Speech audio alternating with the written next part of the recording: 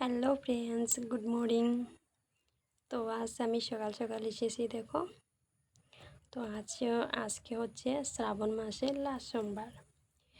তো আমাদের এখানে আজ লাস্ট বলে খিচুড়ি খাওয়ানো হয়। সারা রাত এখানে বলিবমের গান চান করছে, কীর্তন করছে।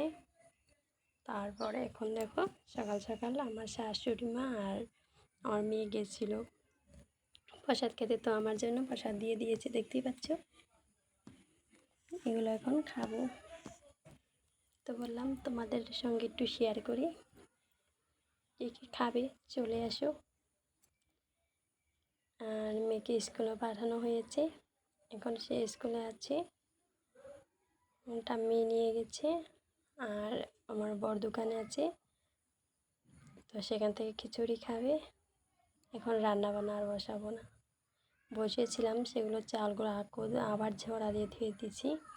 বলছে বানাতে হবে না, প্রসাদ এনেছি। তো তার জন্য এখন আর বানাইনি, এগুলো দুপুরে বানিয়ে নেব। ঠিক আছে, সবাই ভালো থেকো, সুস্থ থেকো।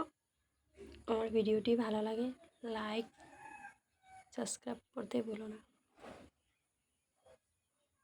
বাই, আবার পরে ভিডিও দেখা হচ্ছে।